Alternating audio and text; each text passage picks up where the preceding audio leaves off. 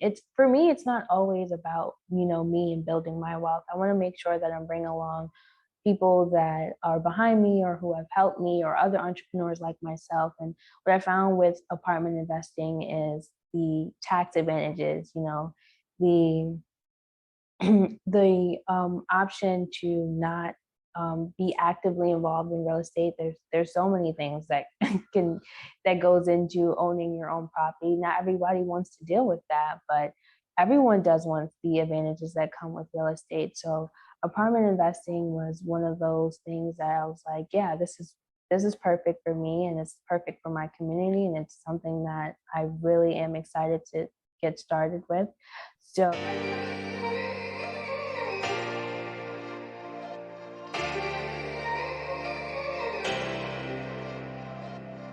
Welcome to the Share the Wealth Show, where minority professionals can learn to escape the racial wealth gap and catapult themselves into abundance. Your host, Nicole Pendergrass, grew her net worth from being negative to multiple six figures. Join her on her investigative mission to expose secret strategies of the wealthy so we can all have the tools needed to build the life and legacy we were created to possess. Now it's time for the show. Hey guys, so we're back again. This is the second part of the episode with today's guest. I need you, if you have not heard part one, go back to the previous episode and listen to that first, and then come back and join us here today. You need to hear the whole conversation. This is why we split into two parts. There's so many nuggets. It's so juicy. Go back and listen to the first part. Exactly. Okay. Oh my gosh, we spent so much time on vending machines, but I just think that beginning part of your story was fantastic. And to find out why you really, I'm glad I didn't make you answer that before we were recording, because I still would have made you do it again. Anyway, multifamily. How did you transition from vending machines to multifamily? You selling your vending machines, was that to finance you going over and starting it in Costa Rica? And how did multifamily get involved, and how did you start that? Yeah, absolutely. So definitely sold my machines to have the capital to start the vending machine store here. And so multifamily is fairly new to me. I attended a seminar by the multifamily mindset group in April of last year. And I've always loved real estate. Real estate is great. It's one of those things that in order to build wealth, you have to be in real estate. Anyone who is wealthy at least owns some property. So real estate has always been my long-term goal. But I just didn't know, there's so many options and avenues that you can take in real estate that I really just didn't know how to get into the game, what was the best way. And then I came to the multifamily mindset seminar, and I fell in love with it, honestly. It's because it wasn't only, for me, it's not always about, me and building my wealth. I want to make sure that I'm bringing along people that are behind me or who have helped me or other entrepreneurs like myself. And what I found with apartment investing is the tax advantages, the the option to not be actively involved in real estate. There's so many things that that goes into owning your own property. Not everybody wants to deal with that, but everyone does want the advantages that come with real estate. So apartment investing was one of those things that I was like, yeah, this is perfect for me, and it's perfect for my community, and it's something that I really am excited to get started with. So I went ahead, I purchased the program, I met amazing people, I started my syndication company, I started connecting with other syndicators in the area. And yeah, I'm still, building the company and my team and learning as much as I can about apartment investing, but I love it so far. Nice. Okay, that's great. And then you basically jumped into the education. You got your mentor and guidance and the community of people who can help you. Now you have a bigger network in the multifamily space. And when you come across situations, you have people you can reach out to right now. So right. That's ideal, and that's great, because I love the theme that I love about what I'm seeing with you is that you'll learn about something and then you'll take action. Like you'll jump in and just implement and pull the trigger. And you're not letting, all the things that you don't have yet prevent you from taking any steps at all. So you just take one step at a time and just keep pushing through slowly and persevering. And that's all you can ask for. That's what successful people do. They just move through obstacles. Yeah. And honestly, that's what I've learned in a lot of self-help books. It definitely, I don't want to make it seem like I'm fearless, because I'm not. Like I'm scared all the time, but I do it afraid anyways. And now I've learned that, at the end of failure is success. So I'm not afraid to make mistakes. I'm not afraid to fail. I'm not afraid to be in rooms where I feel like I don't belong because everyone else is doing, things that I've never done or seen. But I think being in those spaces have allowed me to be a lot more confident and, be okay with not having those things and still being able to pursue them, because other people like yourself or the amazing other syndicators that I've met have done it, and it's literally started with nothing.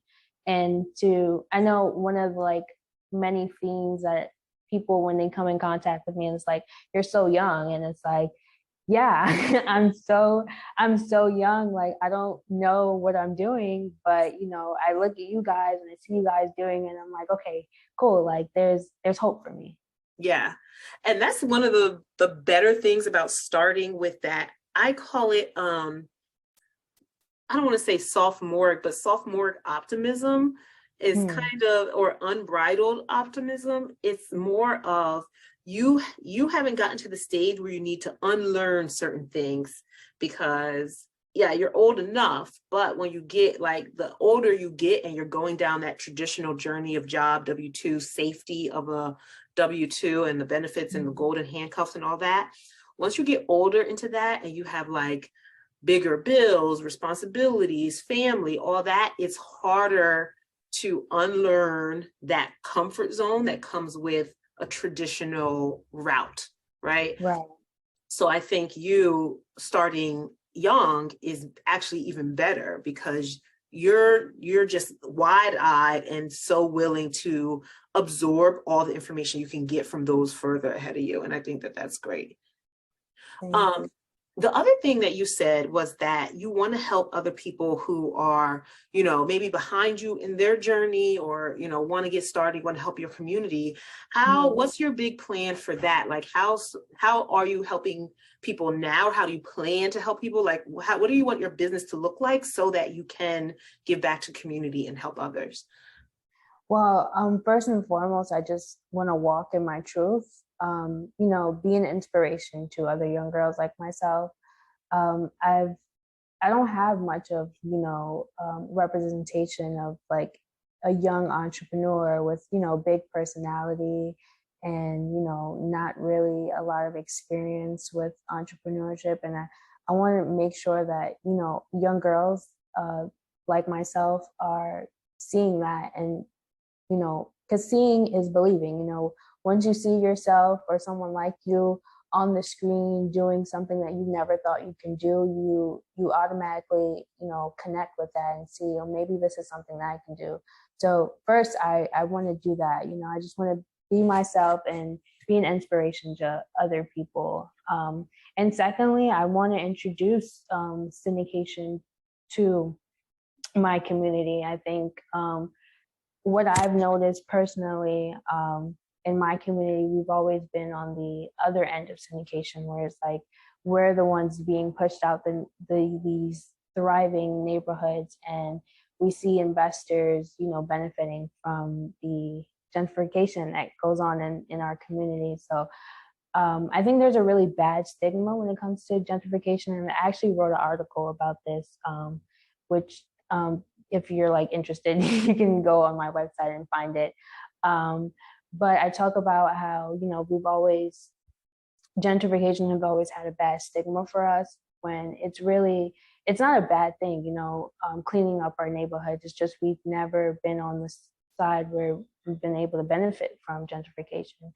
So I really do want to introduce that to our community and see how you can really benefit from gentrification and syndication without, all the stresses that come with real estate.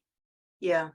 No, I love that. And I agree. And I actually am very interested in that article. So if you send it to me, I will make sure that it's in the show notes. So anyone else who's interested can take a look at it as well. That is a conversation that I've had with other operators multiple times, where it's like, how do you, because in syndication, you have two sides. You have your investors who are passively investing in this building, and they need a return on their capital. If it's not for their return and for their capital, you wouldn't be able to purchase the building in the first place. Most of the time, increasing NOI has to do with rehabbing units and increasing rents. Right. That's most of the time. And then when you increase rents, the people who are already living there can no longer afford to live there. So it's like, how do you get a benefit for the tenant base that is traditionally there, but at the same time, still get your investors a return on the back end, the passive investors? So that is a conversation that is being had. There's no perfect answer because it's a hard situation to kind of figure out. I have been involved in a project that was able to increase revenue for the passive investors, but still keep the current tenant base, keep it as affordable housing. That project is actually still underway. So, but that's the only other example that I've seen of that. And it's with vouchered housing. So it's like, if you're in that middle ground, you're not low, you don't make low enough to get voucher housing, but you don't make like a high income, you're kind of that middle area. That's still the difficult segment to help out. And I've heard a few different ideas, but anyway. Listen, I know you've been digging in, studying everything you can, listening to all the podcasts, reading all the books, even going to meetups. You basically have a degree from YouTube University, right? But you still feel stuck. You don't know how to actually implement what you've learned. You're nervous about taking the next step. So I've decided to start the Microfamily Investing Accelerator. This is a mentorship program where I personally guide you through my 5 proprietary pillars, so you can learn how to buy your first commercial multifamily property and scale while not biting off more than you can chew by focusing on 5 to 20 units. That's what I call microfamily. And so you can also get hands-on guidance from an experienced microfamily investor who's been right where you are. And so you can also create the cash flow needed to give you freedom and options to build the abundant life that you were destined to live. So I'll be limiting the first cohort because they'll have direct access to me and I will be heavily invested in their success. If you're ready to grab 2023 by the horns, schedule a free discovery call with me today. The link is in the show notes. And now let's get back to the show. What I do want to do, this has been such a great conversation because I'm learning so much more about your background and how you got started and, your goals. And I definitely want to keep in touch and help you along your way in the syndication space as much as I can. But Absolutely. What we're going to do now. Oh, sorry, go ahead. Yeah, I just wanted to say, before I even, met you at the vision board party, I did I think I followed you on LinkedIn, we were LinkedIn buddies, and I see how you introduce your children to syndication, and I love that. And then I learned about your podcast and listened to a couple episodes, and definitely an inspiration for me. I love what you've been doing and the guests that you have on here and things that you're sharing. I love this podcast and I'm definitely going to continue listening to it. And I'm so grateful to be here, honestly, and to honestly add value to your audience as well. Thank you. I really appreciate that. Anytime I get feedback, it really warms my heart because sometimes you're just in the grind of doing things and you don't know if people are really receiving it, if you're having the right kind of guests, asking the right kind of questions. And if you don't get feedback, it kind of makes you not know if you're going in the right direction. But feedback like yours is very, very helpful for me. Anyone else listening too, if you have feedback for me, I love feedback. Please give me more and let me know, is there a particular type of guest that you want me to have that I haven't had yet? Are there certain questions or concepts or information that you want to know more about, but I haven't had on the show? or you want to hear more about, maybe I have had them on the show, but in any case, I would love your suggestions and feedback as well. But thank you so much, Kenzy. So what we're going to do quickly is just go into the final questions. I say this every single time. People who listen all the time are going to be like, come up with a name for this segment, woman. I never know what I'm going to call this second segment. I don't know. I had an idea, but the ring's not right. Anyway, okay. Last questions. So question number one, Warren Buffett said that diversification is a protection against ignorance. What do you think that means? And is that like a good or bad thing? I think it's definitely, so diversification is definitely a good thing, in my personal opinion, but definitely won't argue with Warren Buffett. But yeah, it's a good thing because you really never know like what's gonna happen in the future. So as making sure that you have, your eggs not in all one basket and in multiple baskets, it's a protection for what's to come, because none of us can tell what the future holds. I mean, you can be strategic as possible and try to time the market, but you really never know 100%, Yeah. So I think, yeah, it's a good thing. Yeah, you definitely don't. And that's the way he's saying, like, it's protection against the ignorance. We don't have a crystal ball, right? Have you played Monopoly before? Absolutely. I'm a Monopoly champ. Oh, then you better have a good answer for this one. Okay. So, Boardwalk versus Baltic Avenue. Which property are you purchasing first in your strategy to win, and why? Boardwalk, of course. I think Boardwalk, it's quality. It's one of those pieces. I mean, Baltic Avenue is like, you put a house down, you're probably making like $100, but with Boardwalk, you put a house down, you're already making like $300, and then with the hotel already, it's like $1,000. So yeah, Boardwalk all day. Okay, all right, I like that.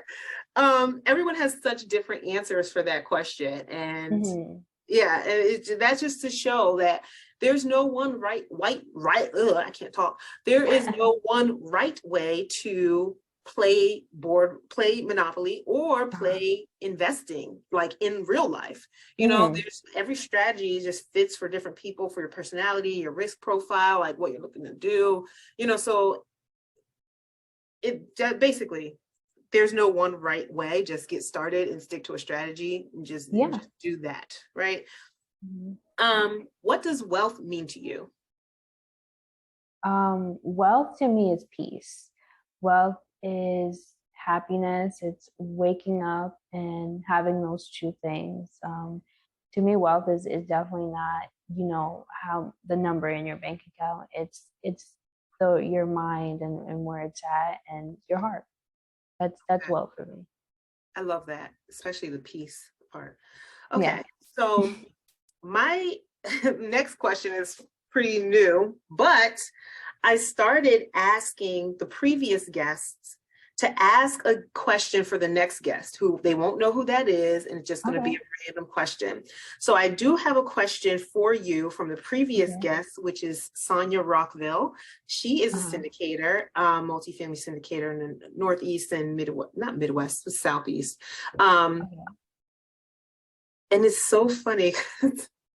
I don't know how you're going to answer this question, because you basically been doing, all right. The question is, what advice would you give to your younger self? I don't know. So I don't know what advice you give to yesterday. Yeah, like your younger self was already doing this. So I don't even know how much younger you could have gotten. Like, so I mean, honestly, yeah. What advice would I give my younger self? That's a really good one. I think I would tell myself that nothing is definite. Like, you can reinvent yourself as many times as you want to. before I even became an entrepreneur, I was set on going to law school, being an attorney, like going to school, making my family happy. I thought like, because I've already said that that's what I want to do, I couldn't change, that. But as you grow and you learn, you know that like it really, life is all about new adventures and finding things that make you happy. So nothing is definite. Do what makes you happy. I would tell my younger self that. Oh, that's good. I like that. That was a good on the spot answer. So then the next question is, what's the question for the next guest? Oh, okay. What's your biggest motivation? I think that question differs for everyone. So yeah. Writing that down. Biggest motivation. Okay. You know what? So far, I thought I would get some crazy questions because they don't got to be business related. They could be personal. They could just be a joke, be off the wall. But everyone's kind of playing the safe right now. They're staying within the box. They don't want to offend, I guess, the next person that you don't know. Yeah, I don't want to do that.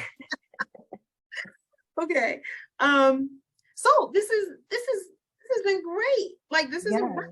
Like, we've talked about your story. How can people get in touch with you if they want to learn more or connect with you, set up a call? Like, you were saying that you want to help people. I know that's more on the inspiration side, but if they want to reach out and connect with you, how can they do that?